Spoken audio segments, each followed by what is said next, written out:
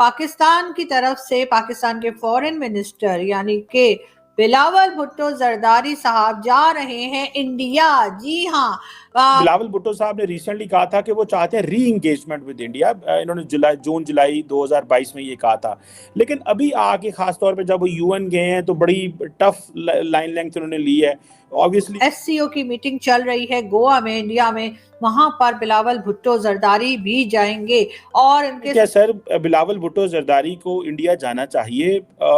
Peoples party की पुरानी policy तो ये है कि ये तो जाते हैं, तब आप फॉरेन सर्विस में थे। सो लास्ट जो इंडिया से बड़ा डेलीगेशन आया मोदी साहब का, आपने उसको रिसीव किया एंड ऑल दैट।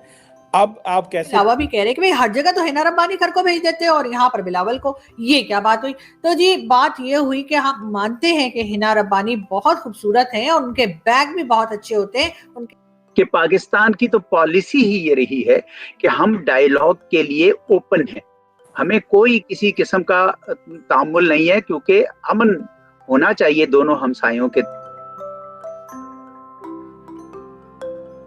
जय हिंद दोस्तों, welcome to know India time. दोस्तों जैसे कि आपने क्लिप में देखा कि पाक मीडिया डिस्कशन कर रहे हैं बिलावल भुट्टो जा रहे हैं इंडिया गोवा में सीओ की मीटिंग के लिए 4 और 5 मई को। और पाक मीडिया ये भी डिस्कशन कर रहे हैं कि इंडिया तो जाइएगा लेकिन कश्मीर मत कीजिएगा, नहीं तो पता चला फिर बेइज्जती हो गया अपना। और दोस्तों हमें तो लगता है कि पाकिस्तान कश्मीर करेगा ही करेगा, क्योंकि इनका फितरत में ये है, अच्छा बात तो कभी बोलेगा नहीं। और इसी में पाक मीडिया ये भी डिस्कशन कर रहा है कि इंडिया की वजह से सब कुछ हो रहा है, पाकिस्तान की वजह से नहीं। पाकिस्तान तो हमेशा हाथ बढ़ाता है, लेकिन पाकिस्तान को कौन बताए कि इन्हीं की वजह से सब कुछ हो रहा है। पीठ में छुरी घोंपना इन्हीं का काम है। दोस्तों आइए पाक मीडिया का और आगे का चर्चा सुनते हैं। अगर वीडियो अच्छा लगे तो like comment share and subscribe कर देना प्लीज। पाकिस्तान और भारत की, बिल्कुल जी, पाकिस्तान की तरफ से पाकिस्तान के फॉरेन मिनिस्टर यानी कि बिलावल भुट्टो जरदारी साहब जा रहे हैं इंडिया। जी हाँ। बिलावल साहब की तरफ से यानी कि फॉरेन ऑफिस की तरफ से अनाउंसमेंट आई है और फॉरेन ऑफिस की तरफ से स्टेटमेंट आई है कि जी 4 और 5 मई को जो एससीओ की मीटिंग चल रही है गोवा में, इंडिया में, वहां पर बिलावल भुट्टो जरदारी भी जाएंगे और इनके साथ जाहिर है कि उनके साथ एक डेलीगेशन होगा जो वहां पर शिरकत करेगा। अब बहुत से दोस्त हमारे ट्विटर पे और ट्विटर के अलावा भी कह रहे हैं कि भाई हर जगह तो हिना रब्बानी घर को भेज देते हैं और यहाँ पर बिलावल को, ये क्या बात हुई? तो जी बात ये हुई कि हम मानते हैं कि हिना रब्बानी बहुत खूबसूरत हैं और उनके बैग भी बहुत अच्छे होते हैं, उनके सैंडल्स भी बहुत अच्छे होते हैं। लेकिन हो सकता है कि लास्ट मिनट पे वो चली भी जाए। अभी तो फिलहाल उनका नाम नहीं आया है और कहा यही गया है कि बिलावल भुट्टो जरदारी जो हैं वो इंडिया में शिरकत करेंगे एससीओ की मीटिंग में। अब बड़ी अच्छी बात है और होना भी चाहिए, इसी तरीके से होना चाहिए। और मगर जाके बिलावल साहब को जो है थोड़ा सा अपनी जबान को कंट्रोल रखनी चाहिए और तमीज से बात करना चाहिए, एक डिप्लोमेटिक लैंग्वेज में बात करेंगे। उम्मीद है कि ऐसा ही होगा, क्योंकि लास्ट टाइम आप सब जानते ही हैं कि जो मोदी जी के बारे में उन्होंने स्टेटमेंट दी थी उसके बाद थोड़ा गड़बड़ हो गई थी और ना सिर्फ भारत में बल्कि पाकिस्तान से भी लोगों ने उनको कहा था कि उन्होंने गलत किया है। और अच्छी बात यह है कि अगर वो जाकर इस सबक को सीखते हैं और दोबारा किसी किस्म की कोई सख्त बात नहीं करते या डिप्लोमेटिक लैंग्वेज इस्तेमाल करते हैं, अगर कोई शिकायत भी है तो उसी में बात करें तो बेहतर होगा। सबसे बड़ी बात यह कि जिस चीज के ऊपर मीटिंग है, जिस टॉपिक के ऊपर मीटिंग है, प्लीज सर उसी पे बात कीजिएगा। वहां जाके कश्मीर करने मत लग जाइएगा। वहां जाकर वहां पे जो हिंदुस्तान में मुसलमान हैं उनकी खामखाई उनके साथ खड़े होने की कोशिश मत कीजिएगा। वहां जाकर जिस टॉपिक पे जा रहे हैं, जिस इशू के ऊपर बात होनी है, उसी पे रहिएगा।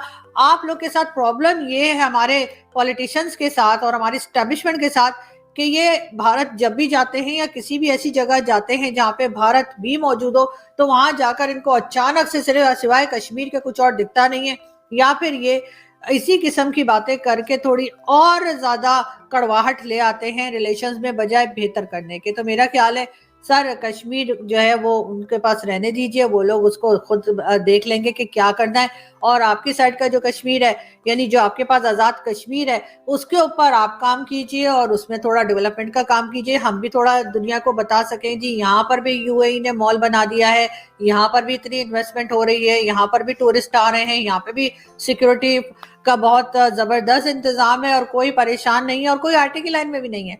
लेकिन ये अभी थोड़ा टाइम लगेगा, इतनी जल्दी करने की कोई जरूरत नहीं। मैं कौन सा कह रही हूँ सर कि आप अभी के अभी और आज के आज ये सब कर गुजरिए। लेकिन बहरहाल प्लान तो कीजिए ना, सोचिए तो सही। और अभी जब आप इंडिया जा ही रहे हैं गोवा, वैसे तो मैंने सुना है बड़ी पार्टी शार्टी होती है वहाँ, मैं तो कह रही थी अगर मुझे भी आप ले जाते, मतलब छोटी मोटी जर्नलिस्ट ही हूँ लेकिन फिर भी सर, मतलब फ्री का कभी मैंने ट्रिप किया नहीं, पूरी लाइफ हो गई, कभी कोई मुफ्त में मुझे कहीं लेकर ही नहीं गया कि चलो बेटा तुम भी चलो साथ, और जी तुम आप भी चलिए, और आप जो है वो जर्नलिस्ट हैं तो ये लीजिए फ्री का टिकट और फ्री का स्टे। लेकिन खैर कोई बात नहीं सर, अभी आप फिलहाल चले जाइए अपने पसंदीदा जर्नलिस्ट और मीडिया के लोगों को लेके, फिर नेक्स्ट टाइम देखेंगे सर क्या होता है। वैसे हम तो किसी के भी फेवरेट नहीं है, सीधी बात है, हमें तो, हम क्योंकि सबको कुछ ना कुछ कह देते हैं जो गलत काम हो रहा होता है, तो इसलिए हम तो सभी की आंखों में खटकते हैं जी। तो बस जी, हिंदुस्तान में मीटिंग्स कन्वीन हो रही हैं। अभी हाल ही में भी एक मीटिंग नेशनल सिक्योरिटी एडवाइजर्स की हुई थी, उसमें हम नहीं जा सके थे क्योंकि हमारा नेशनल सिक्योरिटी एडवाइजर है नहीं, लेकिन हमने हमारे नेशनल सिक्योरिटी डिवीजन के सेक्रेटरी साहब ने ऑनलाइन यानी वर्चुअल तरीके से उसमें शामिल हुए थे, क्योंकि ये एक एससीओ की मीटिंग थी, ये हिंदुस्तान की मीटिंग नहीं है। उसी मंतक से अब डिफेंस मिनिस्टर्स की मीटिंग है और अगले महीने फॉरेन मिनिस्टर्स की मीटिंग है, दोनों एससीओ की मीटिंग्स हैं, बल्कि इसके अलावा भी और बतेरी मीटिंग्स हैं जो उन्होंने प्लान की हुई हैं। ये सब की सब एससीओ की मीटिंग्स हैं, ये हिंदुस्तान की कोई दो तरफा मीटिंग्स नहीं है।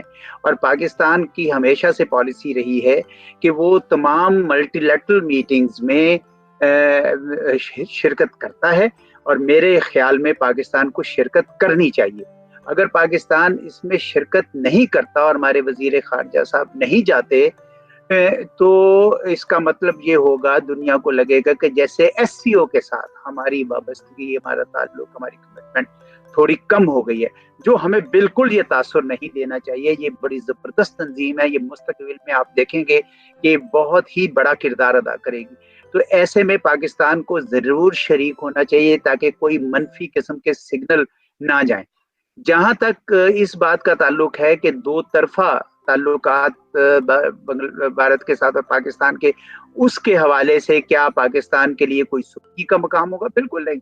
हम तो दो तरफा बुनियादों पर तो मुलाकात वहां पे शायद हो ही ना, और अगर हो भी तो भी पाकिस्तान को कोई मज़ायका नहीं होना चाहिए। उसकी वजह यह है कि पाकिस्तान की तो पॉलिसी ही ये रही है कि हम डायलॉग के लिए ओपन हैं, हमें कोई किसी किस्म का तामुल नहीं है, क्योंकि अमन होना चाहिए दोनों हमसायों के दरमियान।